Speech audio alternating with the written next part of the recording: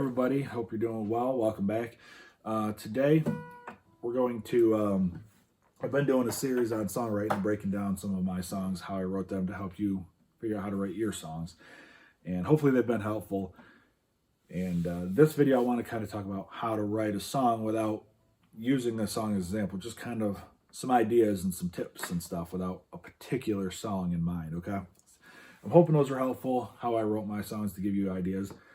But they may also hinder you because I'm showing you how I play the progressions, where I came up with them, the lyrics, and it kind of like boxes it in, doesn't give you the ability to create on your own, to come up with your own ideas. So they're there as a roadmap of how I did it.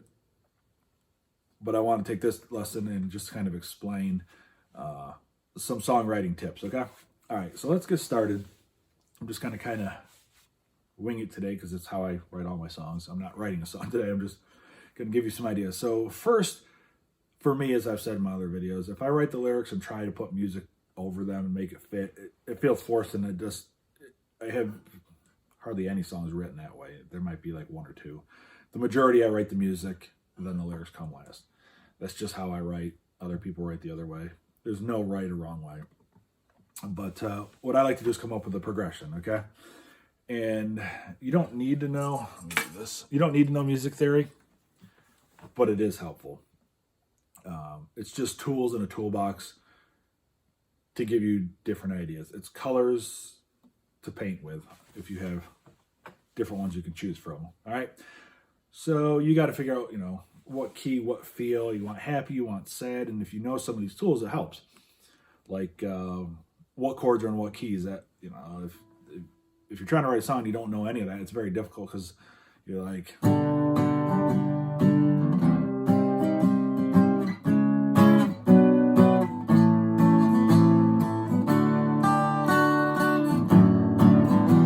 it's like, where do you go? You're just, trying out different chords. Some work, some don't. It's a very difficult way to write a song. So if you know kind of like, all right, what chords can I use? And there's always exceptions, of course. It helps narrow the path down. You're not looking at 27 different roads to take. You're like, okay, I can take this road and this road. All right. So let's, for example, for simplicity, we'll do right this moment, key of G. You can play a G. You can play an A minor, a B minor, C major, D major, E minor, and then F sharp diminished, but I like to use the D/F sharp. You combine those two, back to G. All right, those are the chords you typically can use. Of course, there are scenarios where you can make a fourth, the C major, the Beatle trick, make it a minor. There's little tips and stuff to spice it up, but that gives you an idea. That's kind of like, okay, I want to go from New York to California. I could go across the ocean around the world and try and get there. Or I can take I-70 most of the way west and work my way right across straight. You don't have to worry as much. And that's what it does, having a little bit of theory. It kind of helps you narrow down your map. Okay? So once you kind of know what chords you want to use or what feeling, you want to go happy, you want to go sad. If you want to go happy, you're going to try and focus on the major chords, and then you key the 1, the 4, the 5, which is the G, the C, the D, and key of G. Like I said, if you know theory, you're going to understand what I'm talking about. And your minor chords are the 2, 3, and 6, and then your diminished, which is a really minor tension building chord, is the 7th. And you don't typically see that a lot in basic pop and folk and that kind of stuff. It is there. I'm not saying it's not, but for a beginner, it's not something you use very much. All right. I rarely use it. Okay. So let's say we want to go happy, the 1, 4, 5.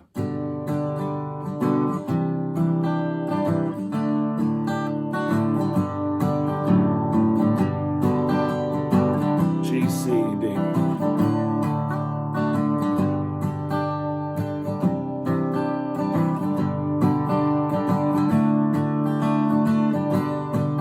All right.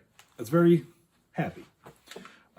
That's the 1, 4, 5. They're all major chords. It's not going to sound sad. I mean, you put sad lyrics, but it's going to almost come across, kind of a sarcastic sad song with the happy undertone. Okay? You can pick the minor chords like a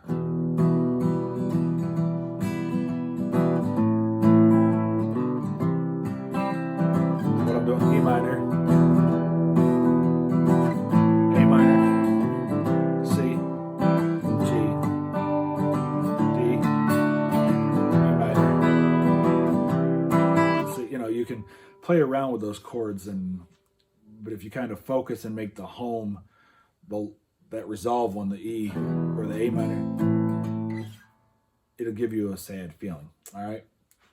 And you can do the same thing with key of C, any key, key of C is C, F.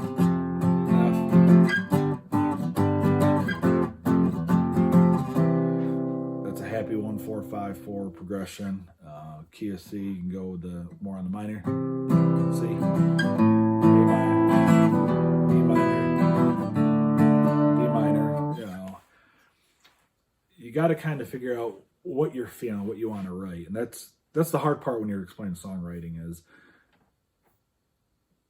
I can't tell you what you should write, but I can give you some direction. So if you're happy song, sad song, I always try and take an idea, a story, a personal story, a fictional, like maybe not have any lyrics yet, but like an idea, the sad love, a lost love kind of story.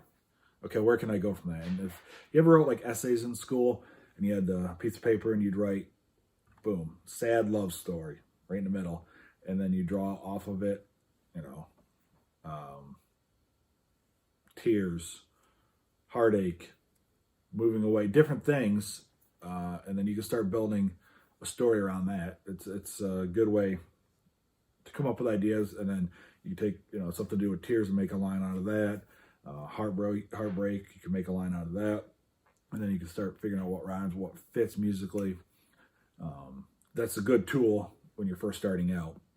Eventually you get to the point where you can start on the fly kind of strumming, and just the words kind of, the more you do it, just like anything, the easier it gets. But when you're first starting, if you want to come up with ideas, write it down and then start breaking it down into pieces and parts of the story that you want to tell, your vision for the song.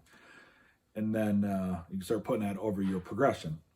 Another part of songwriting is breaking up verse versus chorus. Like if we're doing let's say 1, 4, 5, and G.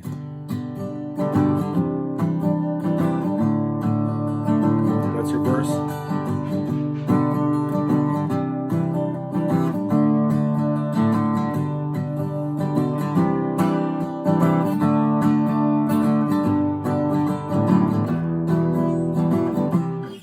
That C, D, G down to E, that could be your chorus.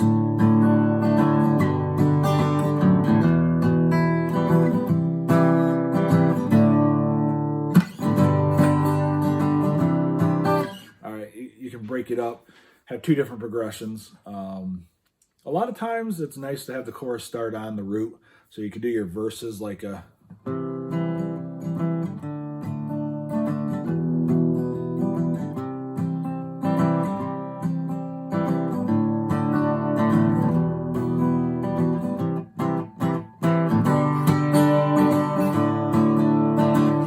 a little stronger when you have it that way, but it's not necessary. Sometimes verses are just 2 chords. You could be like, C,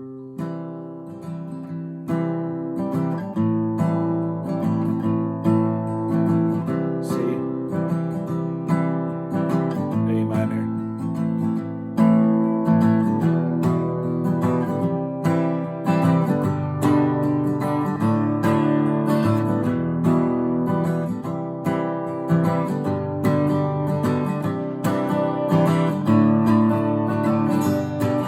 pre-chorus till you get up to the G. There's no right or wrong way. What feels right to you. A lot of times, like I said, the chorus will have the root. It starts on the root or resolves back to the root, so you're getting that resolution, the sense of this is part's accomplished, this part's resolved. A lot of times the verses are less resolved, making you feel like you're listening for something, you're hearing, you're waiting for it, and then when that chorus comes, like, there it is, okay? That's the best way I can describe it. And then a bridge is meant typically to build tension, to build up, or break down, slow down, and then boom, the big chorus comes again. That's usually where you put like a vocal breakdown or a rap kind of part over a fast part, or like Soul Decision, the song Fade, their bridge. It's a pop song, but it goes into a rap for the bridge. Really cool, from late 90s, early 2000s. or typically in rock or guitar-driven music, that's where the solos are in the bridge. And you can use the verse progression for the solo and whatnot. Melodies, that's the other thing to come up with. Like when you're writing a song, you want to come up with the vocal line. A lot of times, a lot of tool you can do is like if you're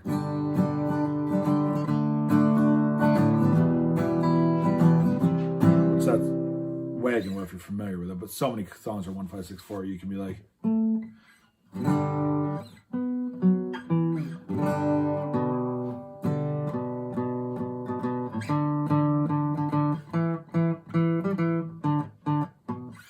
you play around.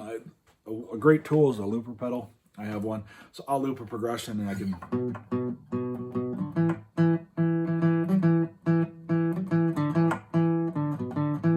You can start playing over and finding a melody like a.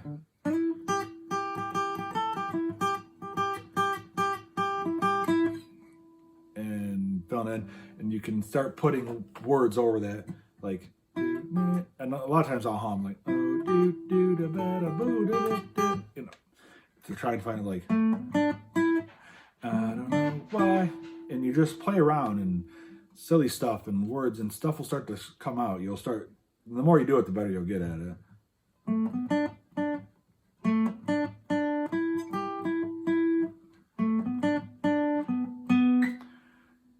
Over your progression, and it's going to help you find a vocal kind of melody, catchy little melody.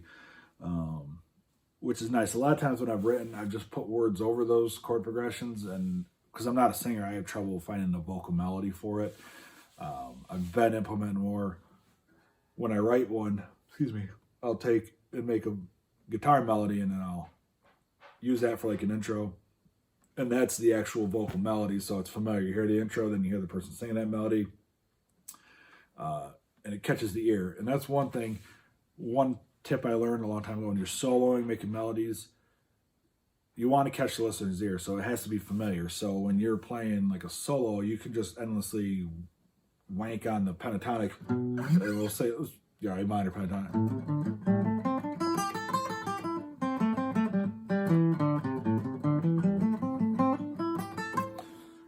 It's not catching the listener's ear. You're playing a bunch of notes, but it doesn't do anything. Whereas if you repeat something like a couple times and then change it up, it's like.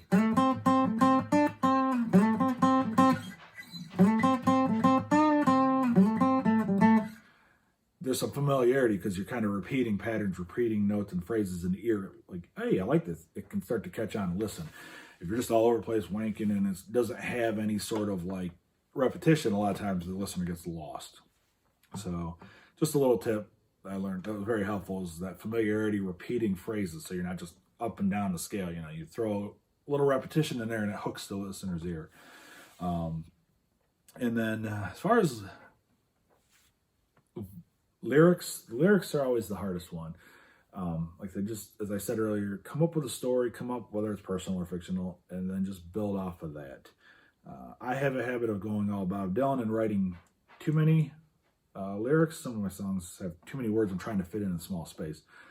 Sometimes it's better to leave it a little vague.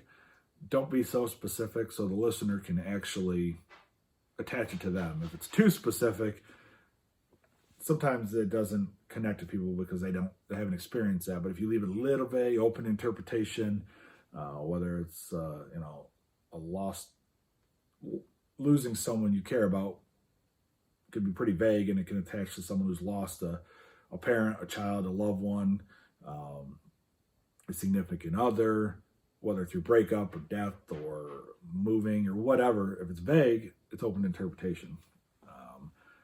So yeah, I mean, that's and to connect with people, writing songs that connect to others that other people can relate to is always a good starting place. But progression, find the key you want. It's good to know theory so you can know what chords to use. Looper pedals for looping over stuff to start creating melodies and just keep working to find something that works. And then another thing that's really fun is with a looper pedal. I don't have mine here today, but you can. One of my songs I did was.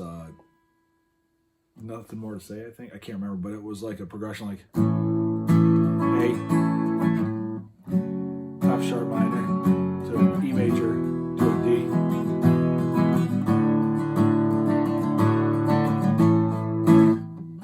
straightforward, but on a second guitar, if I had a second guitar player playing me, they would play this part, or with my looper pedal, I would play a variation like an A sus over that A minor, so it gives you a little bit of a extra. You're getting that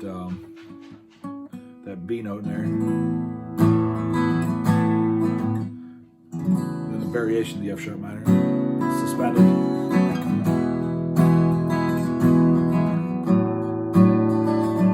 Kind of like a C sus2, but with the F sharp down here.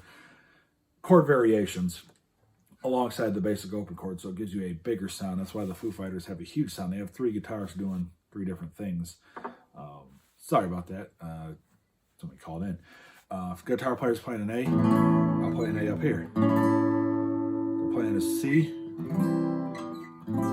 or a G, I'll do the triads up here, inverted chords over that alongside with it to give you a bigger, brighter sound. All right, so just some tips. All right, so yeah, I appreciate you watching. Any comments, ideas, suggestions, put them in the box, and I will see what I can do for you. Thanks. I'll see you next time.